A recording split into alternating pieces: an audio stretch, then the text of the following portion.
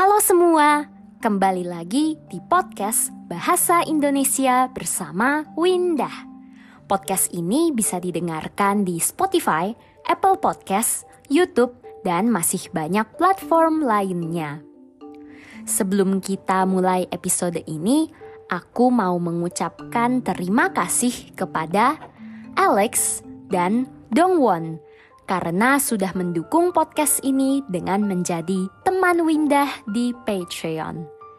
Semoga podcast ini bisa terus membantu kalian belajar bahasa Indonesia ya. Nah, di episode kali ini kita akan membahas sebuah topik yang sudah diminta oleh seorang pendengar di YouTube, yaitu KOS. KOS. Apa itu KOS? KOS atau kos-kosan pada dasarnya, pada intinya adalah kamar yang disewakan. Orang Indonesia juga ada yang cara menulisnya KOST, ditambahkan T di belakang. Tapi penulisan standar, penulisan bakunya adalah KOS. KOS. Nah, biasanya orang yang mencari dan menyewa kos kebanyakan adalah mahasiswa. Ada juga beberapa pekerja. Nah, biasanya mahasiswa yang menyewa kos adalah anak rantau. Maksudnya apa? Merantau berarti pergi ke tempat yang jauh dari rumah untuk belajar atau bekerja. Kebanyakan orang merantau dari kota kecil atau desanya ke kota yang lebih besar. Tapi tidak selalu begitu sih. Contohnya di kampusku dulu yang terletak di kota Salatiga. Ada banyak mahasiswa dari kota yang lebih besar seperti Semarang, Solo, bahkan Jakarta, yang merantau ke Salatiga untuk belajar. Kebanyakan dari mereka juga tinggal di kos. Nah, karena banyak orang yang menyewa kos itu adalah anak rantau, jadi mereka biasanya tidak lama tinggal di kos. Biasanya hanya untuk beberapa bulan atau beberapa tahun. Kalau anak kuliah biasanya 4 tahun. Kalau pekerja biasanya menyewa kos sampai bisa mendapatkan tempat tinggal tetap atau sampai mereka kembali ke rumah asalnya. Jadi kalau begitu, apa bedanya kos dengan apartemen? Biasanya satu bangunan kos-kosan, kamarnya tidak sebanyak apartemen. Mungkin hanya ada 10-30 kamar. Pokoknya intinya hanya ada puluhan, jarang kos-kosan yang sampai ada ratusan kamar. Bahkan ada kos-kosan yang kamarnya sangat sedikit. Paling sedikit yang pernah aku lihat hanya ada 5 kamar di satu bangunan kos-kosan. Selain itu, berbeda dengan apartemen, pemilik kos-kosan bukan perusahaan besar, melainkan orang biasa. Bahkan ada rumah milik pribadi yang juga dijadikan kos-kosan. Maka dari itu kamarnya tidak banyak, mungkin hanya 5-10 kamar. Pemilik kos biasanya kita sebut ibu kos. Ada ibu kos yang tinggal di dalam atau di dekat kos-kosan. Kalau begini, orang yang tinggal di dalam kos bisa lebih mudah menyampaikan masalah atau pertanyaan kepada ibu kos. Tapi ada juga ibu kos yang tinggalnya jauh dari kos-kosan. Kalau seperti ini, berarti ibu kos tidak langsung mengatur kos-kosannya. Jadi pasti ada petugas yang menjaga dan membantu ibu kos melihat dan mengatur kos-kosan. Selain mengatur kos, ibu kos atau pemilik kos juga biasanya membuat peraturan. Misalnya ada kos yang aturannya paling malam pulang jam 11. Setelah jam 11 malam, pintu gerbang, pintu depan akan ditutup. Ada juga kos yang punya peraturan lawan jenis tidak boleh masuk ke kamar. Laki-laki tidak boleh masuk kos perempuan. Begitu juga sebaliknya, perempuan tidak diizinkan masuk kos laki-laki. Nah, dari sini kita bisa tahu kalau ada beberapa jenis kos-kosan. Ada kos khusus perempuan, ada juga kos yang hanya untuk laki-laki. Ada juga kos campuran. Laki-laki dan perempuan boleh menyewa kamar. Biasanya kos khusus perempuan dan khusus laki-laki sudah jelas dari awal. Sudah ada tulisan di depan kos atau ada keterangan waktu kita menemukan kos itu di internet. Aku sendiri lebih suka kos khusus perempuan.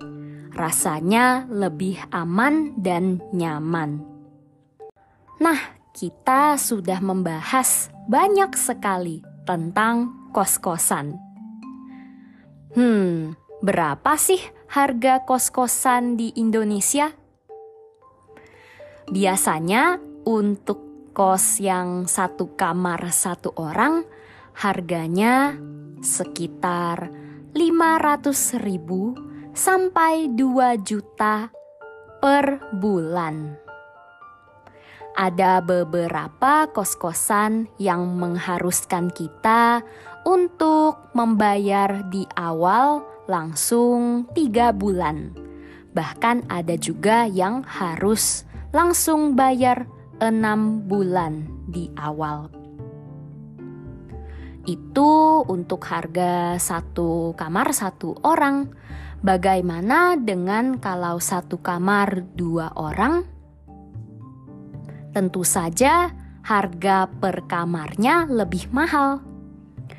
Tapi pasti lebih hemat karena biaya sewa per bulannya dibagi 2. Aku sendiri sih lebih suka 1 kamar 1 orang saja. Lebih nyaman dan lebih tenang.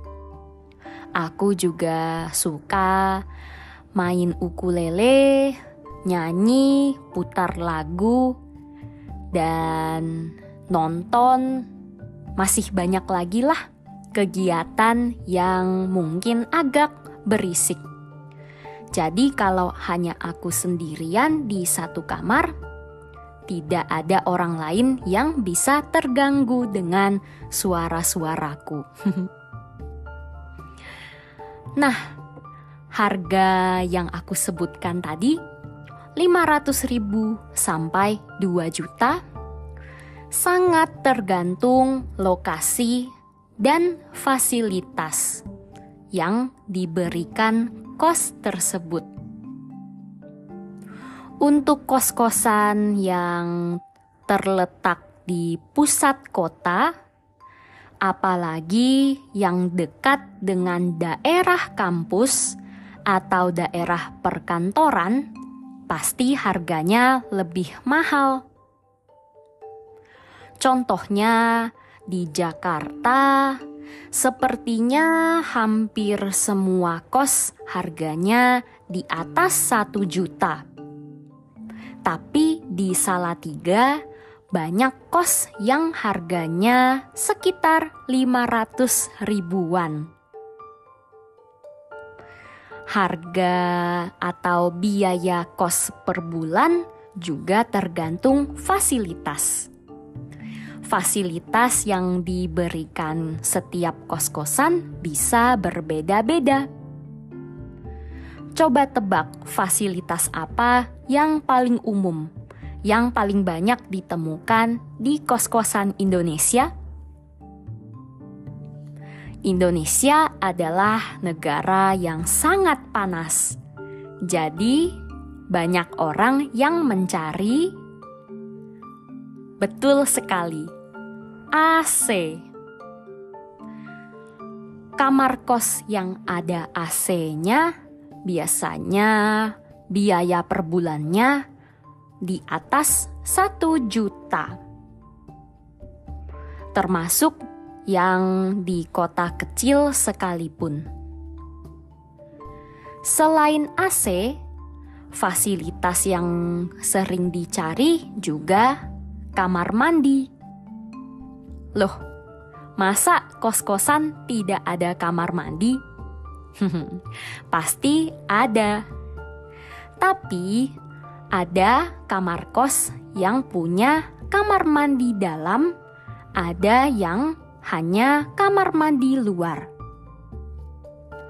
Kamar mandi dalam berarti setiap kamar punya 1 kamar mandi yang terletak di dalam kamar. Jadi, kalau kosmu punya kamar mandi dalam, kamu tidak perlu antre kamar mandi.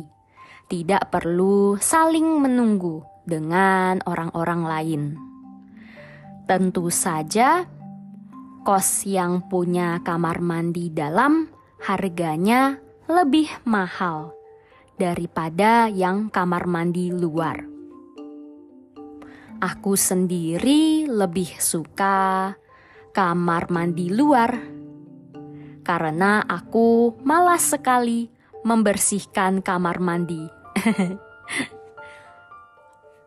Nah, selain AC dan kamar mandi, sistem atau cara penggunaan listrik di setiap kos juga berbeda.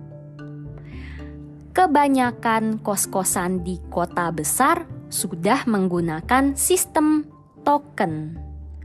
Berarti orang yang tinggal di dalam kos harus membayar listrik sendiri sesuai dengan penggunaannya. Kalau dia memakai listrik yang banyak, berarti juga harus bayar banyak. Nah, kalau yang menggunakan sistem token, pasti biaya sewa per bulannya lebih murah. Karena listrik harus bayar sendiri lagi. Kalau yang sudah termasuk listrik, bisa lebih mahal. Aku sih lebih suka kos-kosan yang tidak menggunakan sistem token. Jadi aku tidak usah susah-susah menghemat listrik. Tapi kalau para pendengar suka menghemat listrik, lebih baik pakai sistem token. Karena jatuhnya pada akhirnya akan lebih murah. Aku harap kalian belajar banyak hal tentang kos-kosan di Indonesia ya. Kalau para pendengar ada yang berencana mau liburan ke Indonesia untuk waktu yang agak lama, misalnya lebih dari 1 bulan, aku sarankan untuk mencari kos. Karena lebih murah daripada hotel atau apartemen. Website yang paling terkenal untuk mencari kos adalah Mamikos. MAMIKOS. Ini bukan iklan ya. Tapi kalau Mamikos mau jadikan podcast ini sebagai sponsor, boleh sekali. Nah, di website Mamikos ini kita bisa menemukan banyak kos-kosan di berbagai kota di Indonesia. Tapi aku lihat hanya ada kota-kota yang lumayan besar. Aku sendiri sih belum pernah coba cari kos pakai website ini. Karena website ini termasuk baru. Aku sudah lama sekali, hampir 4 tahun tidak pernah ngekos lagi. Semoga semua pengetahuan dan informasi yang aku berikan di podcast ini bisa bermanfaat ya untuk para pendengar. Episode kali ini sampai di sini. Jangan lupa dukung podcast ini ya dengan menjadi teman Windah dan sahabat Windah di Patreon. Dan dapatkan transkrip serta terjemahan untuk episode-episode yang ada di podcast ini. Bisa juga dukung podcast ini dengan memberikan penilaian di Spotify dan Apple Podcast. Atau membagikan podcast ini di media sosialmu. Sampai jumpa di episode berikutnya. Dah.